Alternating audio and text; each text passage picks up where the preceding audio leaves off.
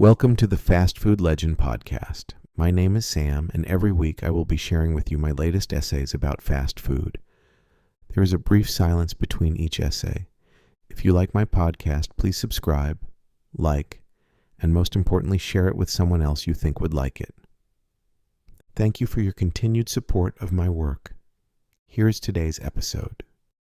In a moment suspended between utility and sculpture, the boot-shaped McDonald's Chicken McNugget emerges not merely as a mass-produced food item, but as a micro-monument to modular form, a golden relic of consumer uniformity rendered with uncanny specificity. Among the quartet of canonical nugget archetypes, bell, ball, bone, and boot, it is the boot that performs the most anthropomorphic gesture. It gestures toward motion, directionality, and even posture. It points, it pivots. Under close examination, the boot reveals an oscillation between the engineered and the organic.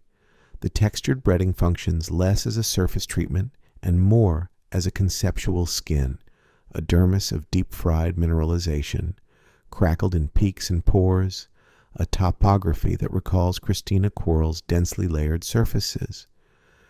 Like Quarles's paintings, where gendered and racialized bodies dissolve into gesture and contortion, the boot's crust seems to simultaneously depict an obscure form, collapsing surface into essence. The composition, white boneless chicken encased in a matrix of enriched flours, starches, oils, and leavening agents, is both palimpsest and provocation. These ingredients act not simply as structural components, but as semiotic agents. Bleached wheat flour and yellow corn flour, for instance, signify the ghosted legacy of Americana and the agricultural machine, while soybean oil and hydrogenated derivatives evoke the biochemical choreography of shelf stability and hyper-efficiency.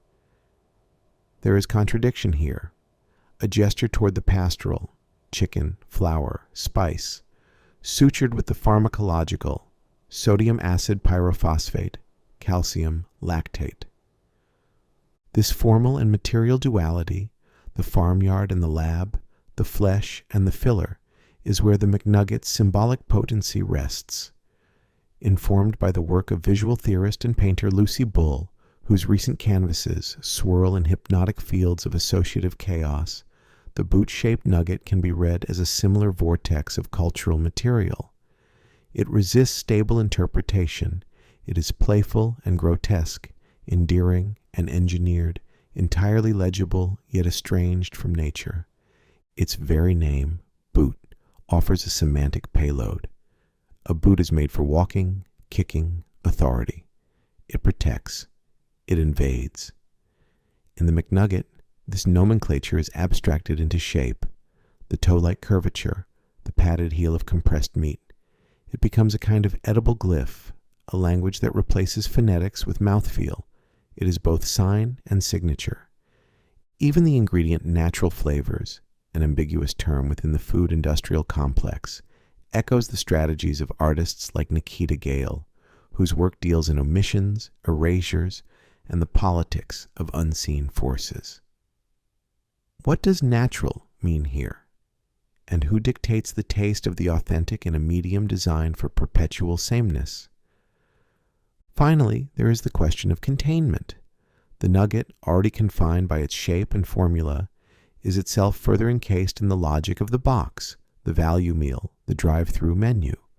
But this boot, held upright by unseen force or careful balance, becomes briefly sculptural, a standalone figure with no pedestal but grease-spattered dignity. As with Rose Salon's engagement with bureaucratic ephemera, and the sculptural remnants of everyday systems, the nugget, too, becomes a residue of deeper structuring forces. Market, labor, appetite. Is it edible art? Disposable sculpture? What is certain is that the boot-shaped McNugget, particularly when considered in isolation, unveils a stratigraphy of cultural manufacture. Its layered composition, from chicken slurry to lemon juice solids, is not unlike a painter's pigment load or a sculptor's wax casting, precise, repeatable, resistant to change, a contemporary ready-made wrapped in nostalgia and emulsifiers. And in that golden husk, heat-sealed in featherlight, we are reminded every bite is also a reading.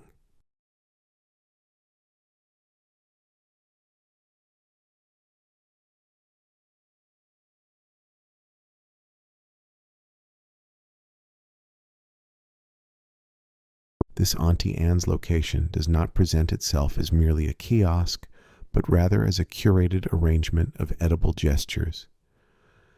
Behind the transparent glass panel lies a selection of pretzel-based relics, original nuggets, cinnamon sugar nuggets, pepperoni nuggets, mini pretzel dogs, each meticulously staged in steel trays, like edible specimens in a display case, more natural history museum than food court. This is a still life tableau, a rectilinear vitrine of ambient warmth and latent salt.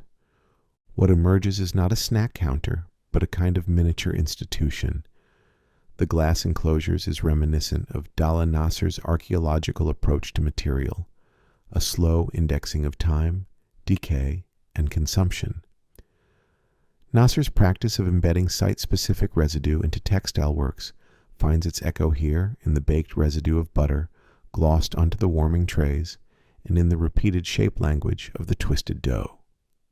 This is a soft architecture, a pliable geometry coded by nostalgia and routine. Yet embedded within the kiosk's every corner is a softly performed fantasy, that of faux Bavarian heritage, loosely gestured through design rather than faithfully reproduced. Auntie Anne's does not merely sell pretzels, it invokes a curated nostalgia for an imaginary old-world Alpine origin, repackaged for the American mall.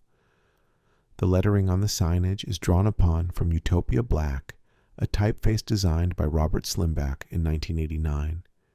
Utopia, with its roots in 18th century transitional types like Baskerville and Walbaum, carries the quiet authority of Enlightenment rationality rather than folkloric kitsch, a visual contradiction that reveals the chain's deeper aesthetic logic, a controlled corporate pastiche of tradition.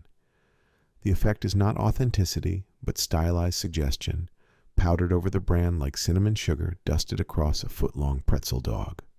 The signage, Oreo topped nuggets, or watermelon frozen lemonade, engages in an abstract linguistic play.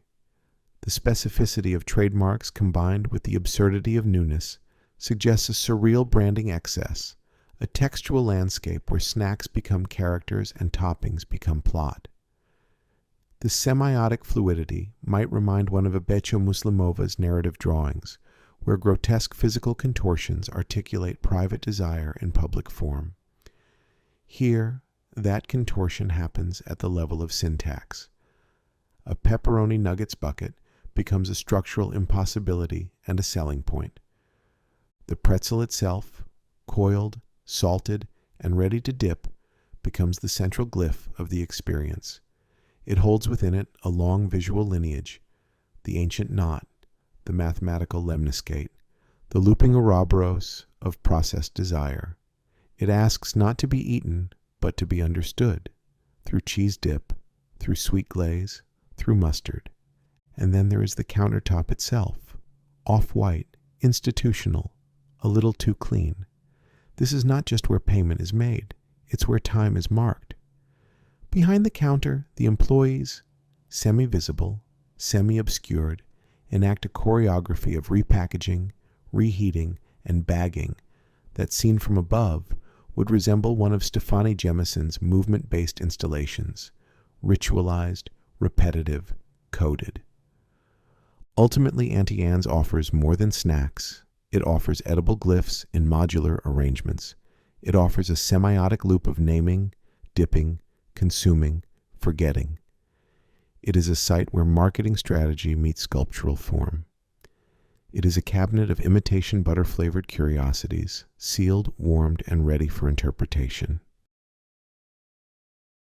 This receipt, faintly thermal printed, creased, issued at 10:37 a.m., records a simple transaction: one flamethrower burger, 1 small onion rings, 1 dipped cone, and then 23 line items for honey mustard dressing. It is not an accounting error. It is an unintentional concrete poem, a repetition so exaggerated it flips the banal into the sublime.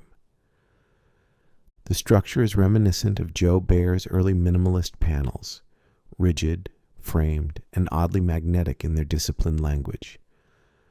But where Baer imposed boundaries to hold the eye, this receipt's poetry leaks downward, cascading in a column of absurd excess, resisting finality.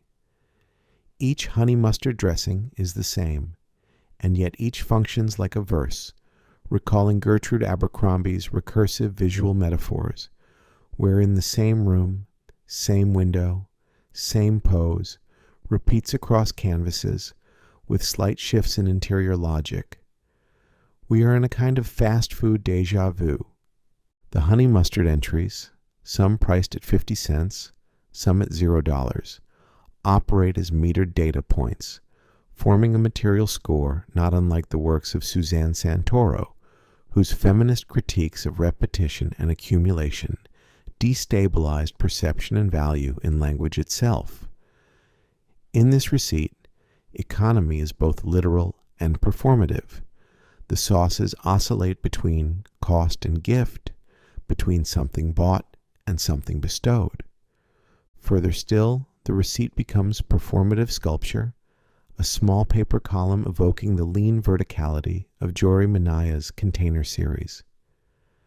Minaya, known for probing institutional legacies through form and repetition, might recognize in this column the architecture of compliance, or perhaps the accidental monumentality of a simple customer request taken too literally by a digital ordering system.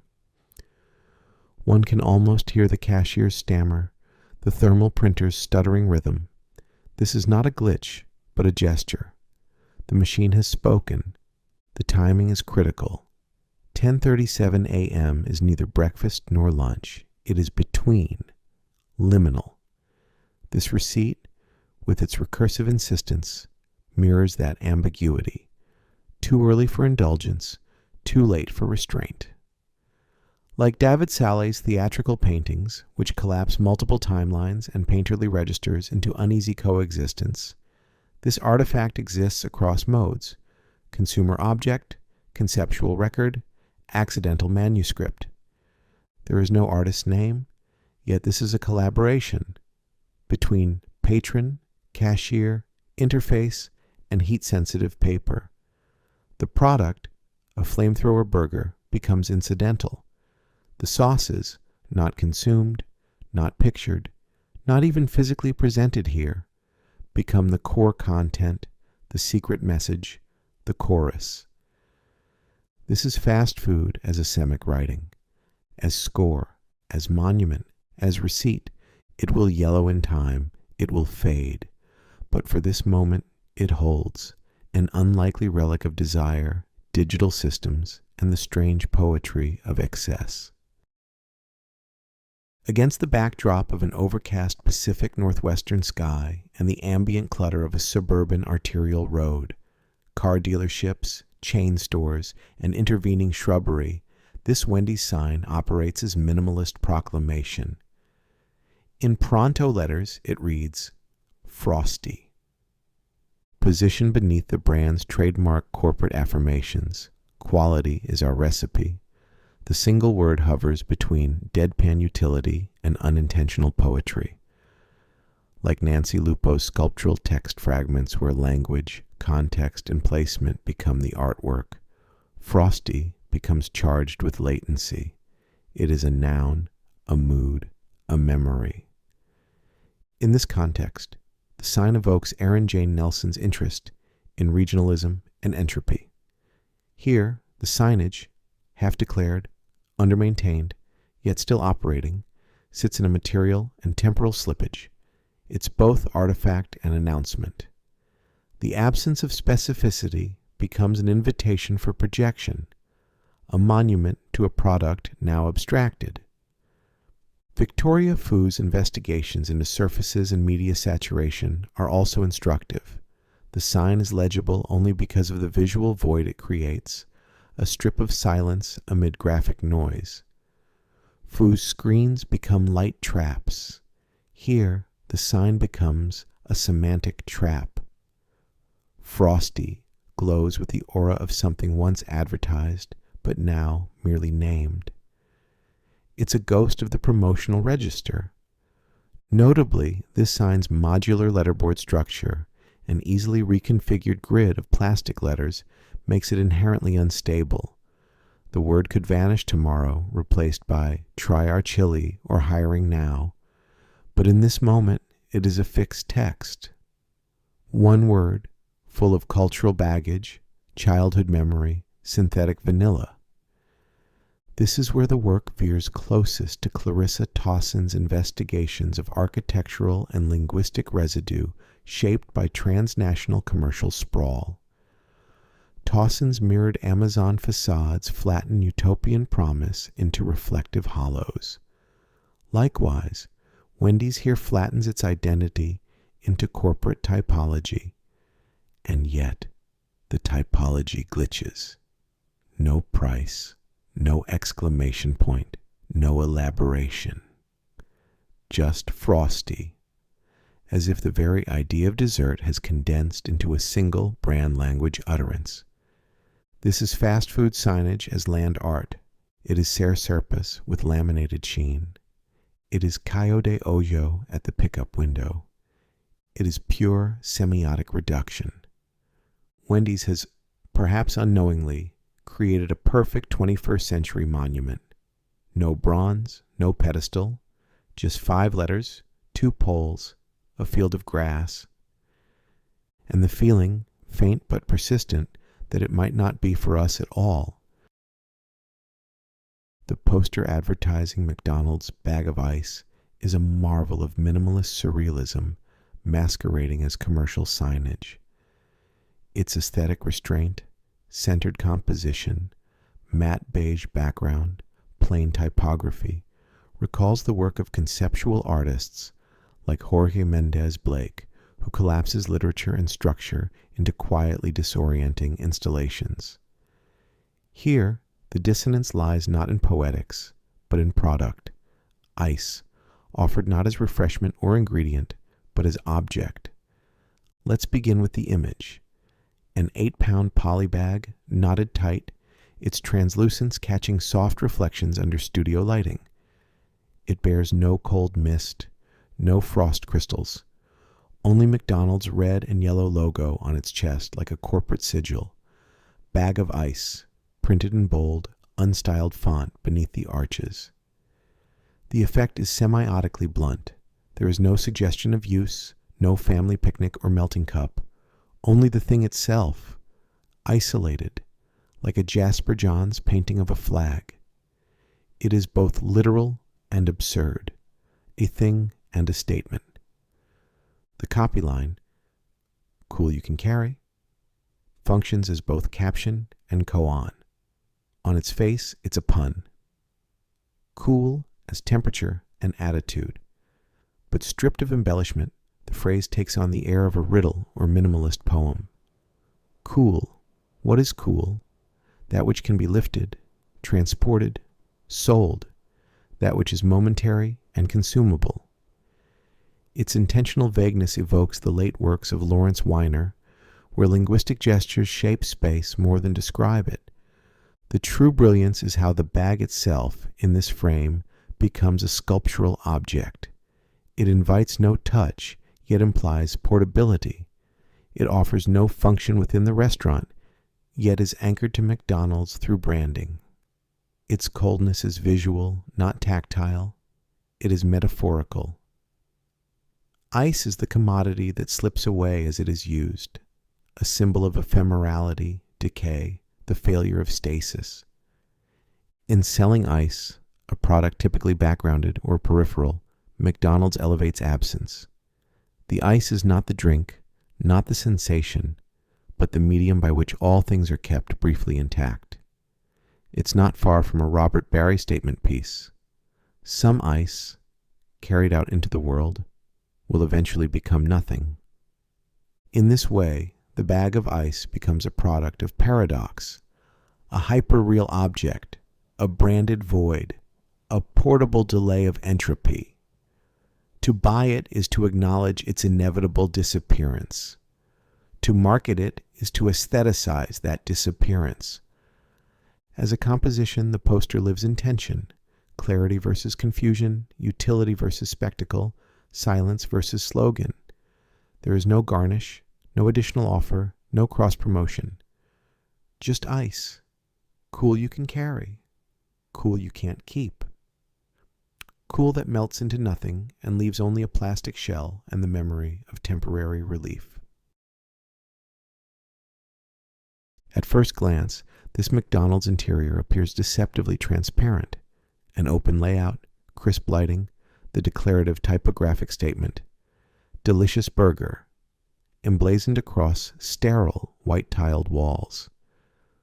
But what unfolds here is far subtler, a careful orchestration of perception, where the physical environment becomes less a place to linger and more a pass-through event, designed for acceleration. The muted beechwood ceiling panels and faux wood herringbone floors communicate a muted aspiration toward naturalism, a pacified echo of warmth, devoid of the disorder inherent to real organic textures. In place of imperfection, we are given laminate perfection. It is, in effect, a sensory flattening. The idea of wood, not wood. The idea of community, not community. The seating is an exercise in theatrical minimalism. High-top stools with harsh metal footrests suggest the possibility of gathering, but their sterility, their calculated discomfort, encourage rapid turnover. Meanwhile, the low two-top tables, their rigid spacing, and the hard yellow plastic chairs evoke both 1960s optimism and the queasy ache of school cafeterias. It is design as behavioral engineering. The black lattice motifs on the glass partitions fracture and reframe the visible menu screens beyond, a visual disruption that hints, perhaps unintentionally, at the fragmented attention of contemporary life. These slashes and angles mirror the sense of division and estrangement that defines the fast food experience. You are here, but you are already leaving.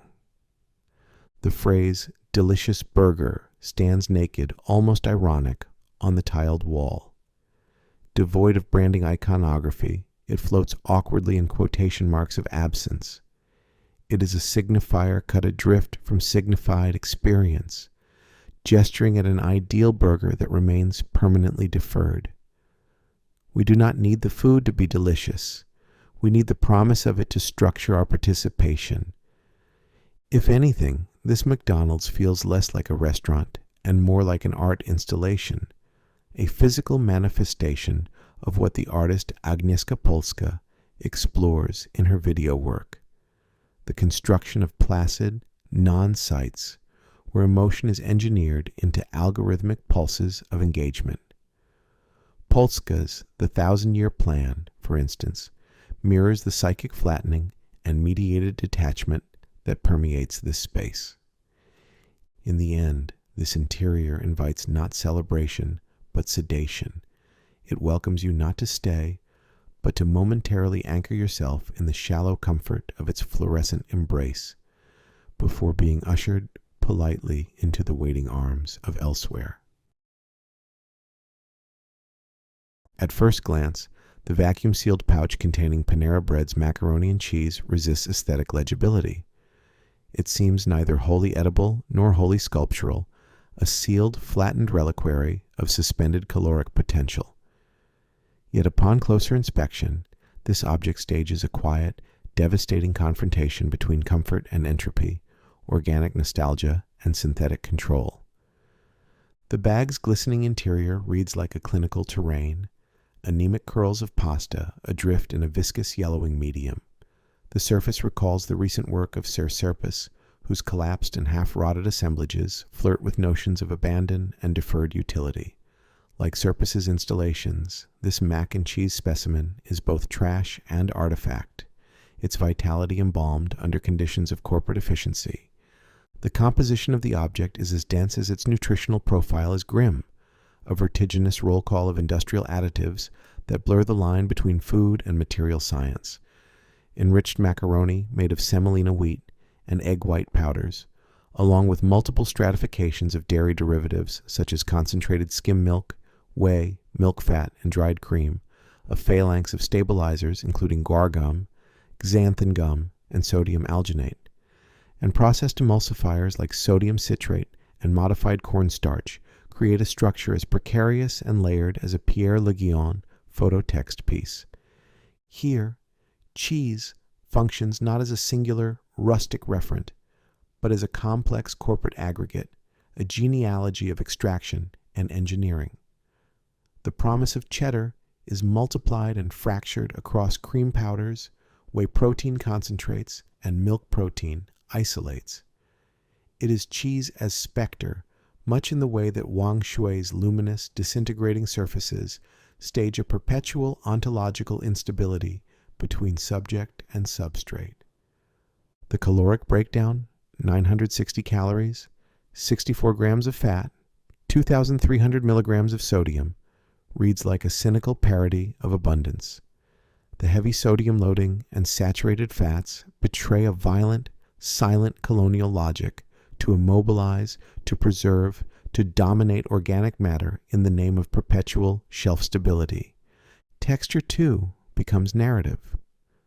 What should be a familiar caress of tender pasta and creamy richness is visually obliterated by the violence of compression. The vacuum-sealed surface becomes a palimpsest of distorted, liquefied ridges, airless, taut, like the stretched skin in Agustina Woodgate's textile works. The bag's tightness, the visible coagulation of sauce, suggests suffocation, not merely of the macaroni, but of a whole ideal of artisanal authenticity, crushed under the algorithmic demands of distribution networks. The industrial steel table beneath the bag, scratched, cold, brutal, only heightens the scene's grim minimalism. This is not the warmth of a kitchen, but the sterile chill of infrastructure. It is an aesthetic of logistics, a vision of consumption mediated entirely through supply chains, predictive modeling, and risk mitigation. The bag's form itself stages a subtle existential drama. Sealed, translucent, and abject, it demands that the preparer participate in a tiny act of violence, place in the soup well, puncture, rupture. Only through mechanical destruction can the latent comfort of mac and cheese be resurrected. This delayed gratification, where a nostalgic dish is first rendered into flattened data, then reconstituted through violent thermogenesis, echoes the melancholic architectures of pea staff, whose installations map the body's entanglement with pharmaceutical and ecological toxicities. The single sticker, white, bisected by a stark yellow stripe, operates as the bag's cold semaphore. Bureaucratic and effectless, it transforms the bag into a coded entity within a larger semiotic system of labor, compliance, and risk, recalling how El Perez embeds linguistic markers into photographic practice to stage absence and contingency. If macaroni and cheese once symbolized domestic warmth, communal nourishment, and artisanal simplicity, for example, Elizabeth Raffald's 1769 The Experienced English Housekeeper describes it as a hand-tended casserole bubbling golden in a hearth. Then the Panera vacuum pack represents its complete aesthetic containment. Here, comfort food becomes data, logistics, and throughput. Here, culinary memory is placed under vacuum seal, flattened for ease of storage, optimization, and delivery. In this Panera pouch, we do not simply encounter food. We encounter a crystallized moment of manufactured wonder, where longing for hearth and home must be processed, dehydrated, rehydrated, stabilized, nitrogen flushed, and then sold back to us under fluorescent lights. Ultimately, Panera's mac and cheese offers one of the most honest images of 2025, an edible fossil trapped between nostalgia and extraction, flavor and logistics, humanity and its slow, clinical erasure.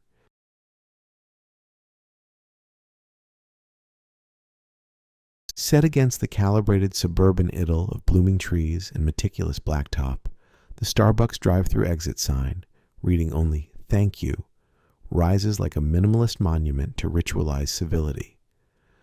But rather than a passive object, this piece rewards attention as a mute intervention in the effective economy of late capitalist gesture. It is sculpture signal, language object, and architectural punctuation. It is also, unmistakably, a site-specific work, meant to be glimpsed from a car window, framed by a windshield, and promptly forgotten. The piece calls to mind the linguistic sculptures of Park MacArthur, whose practice often amplifies utilitarian text or signage into emotionally freighted terrain. But where MacArthur emphasizes disability aesthetics and infrastructural dependence, the Starbucks sign channels a corporatized reduction of gratitude, prescripted, contactless, and spatially non-reciprocal. This is not a thank you that invites a reply. It is a closure, a gate without a wall.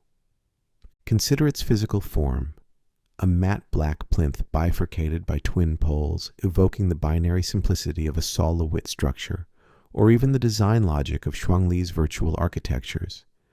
And like Li, it addresses the viewer not as a person, but as a transient data point, captured, queued, and released.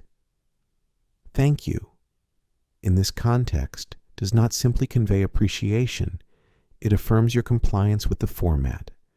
You have driven correctly, you have consumed correctly, you may go now. There's an uncanny echo here of Christine Sun Kim's exploration of sonic authority and public address, albeit inverted. This sign speaks silently, its authority sublimated into typography. The font, bold, sans serif, and clinically friendly, recalls the corporate neutralism of wayfinding systems and chain store aesthetics. But in isolating and enlarging the performative core of these signs, the piece invites unease. Whose voice is this? Who is doing the thanking? Is it the worker, the algorithm, the brand?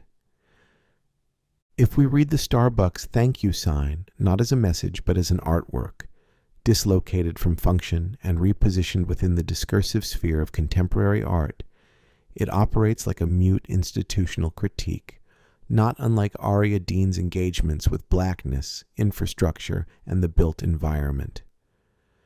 Dean asks what happens when space speaks back. This sign, by contrast, says just enough to let the system speak for itself. What remains then is not a polite coda to a transaction, but a sculptural text charged with semiotic ambivalence. It is a linguistic echo chamber built into the choreography of caffeine capitalism. It is a grace note perhaps, but one we never asked for and one we cannot return. The release of Wendy's 6 new Frosty Swirl flavors does not simply expand a dessert menu, it reprograms the grammar of craving. In their careful arrangement of flavors, textures, and names, these items emerge as ritualized artifacts of digital era consumption, echoing both the controlled spontaneity of algorithmic suggestion and the manicured chaos of contemporary aesthetic production. Each swirl, each limited time offering, is not just a product, but a node in a semiotic network where language, flavor, memory, and interface collapse into one hyperlegible gesture. Consider the names: brownie batter vanilla frosty swirl, strawberry vanilla frosty swirl, caramel vanilla frosty swirl, brownie batter chocolate frosty swirl, strawberry chocolate frosty swirl, caramel chocolate frosty swirl. What at first appears to be a basic flavor matrix is, upon closer inspection, a linguistic choreography of indulgence. The repetition of structure, modifier plus base plus brand phrase, is deeply ritualistic. It calls to mind not just itemization, but invocation. These aren't names, they're incantations of artificial plenty. The naming conventions play on a cultural logic of overdescription, one that feels reassuring in its redundancy. You already know it's a frosty, you already know it's swirled, You can infer chocolate or vanilla, but Wendy's says it anyway, twice. Because in the economy of contemporary food design, excess is clarity. A swirl cannot simply be, a swirl must declare itself. The linguistic dualities here, chocolate versus vanilla, strawberry versus caramel, do more than give choices, they scaffold identity. One does not just get a frosty swirl, one declares allegiance to comfort, to childhood, to chaos, to control. This control, paradoxically, is administered through a mechanism of digital exclusivity. Here, the swirl becomes not only a dessert, but an interface, available only through the screen, the app, the cloud. The circular red badge reading Digital Exclusive transforms the cup into a badge of participation in the logic of remote immediacy. The swirl does not live behind a counter, it lives in your pocket, in your profile, in your scroll. This is not exclusivity in the traditional sense, it is participatory exclusivity, a privilege purchased through behavior, not status. You earn your swirl by knowing how to ask for it, digitally. You gain access, not by waiting in line, but by opting in. It's a dessert filtered through software. Nowhere is this more potent than in the strawberry vanilla frosty swirl, a flavor that pretends at innocence but, upon inspection, reveals itself to be a layered simulation of fruit, milk, and desire. The frosty itself contains milk, sugar, corn syrup, cream, primary notes of Midwestern comfort, but also a scaffolding of mono and diglycerides, cellulose gum, carrageenan, and guar gum, each one a kind of stabilizer, an emulsifier, a quiet technician preserving the swirl's shape in the face of entropy. They are the preservatives of nostalgia, making the ephemeral edible. But it's the strawberry puree that becomes truly poetic in its duplicity, a formulation of strawberries, sugar. This recursive definition mirrors the swirl itself, flavor referencing flavor, memory referencing memory. The strawberry is present not in body, but in algorithm. It is digitally summoned and chemically suspended.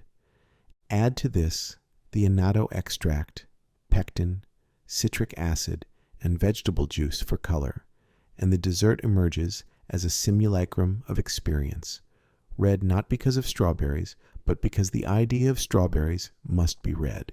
Color itself becomes metaphor, an edible aesthetic fix. In this we find resonance with the work of Thuy-Han Nguyen-Chi, whose work offers a lens through which to read the frosty swirl as a cultural artifact. Nguyen-Chi's practice, which weaves together speculative cinema, fragments of lived history, and altered states, finds echo in the frosty's role as consumable time travel. Like her films, these desserts are both artifacts and mirages. You taste something, but what you're really consuming is the suggestion of memory, the choreography of an experience you've had before and will have again, but never exactly the same. Even the act of swirling, of mixing thick syrup into cold base, is metaphoric. It is entanglement. It is repetition with variation. It is what Wendy's offers, the illusion of freedom within the confines of carefully engineered repetition. Ultimately, the frosty swirl is less a dessert than a ritualized interface, a consumable glyph in a hyper-designed system of emotion, identity, and algorithmic control. Whether brownie batter or strawberry, whether chocolate or vanilla, each cup is a vessel of longing, for childhood, for agency, for novelty, for control over the uncontrollable swirl of daily routine. And what is that, if not the most American flavor of all? Thank you again for watching the podcast and supporting my work. Don't forget to subscribe and share this podcast with someone else you think may enjoy it.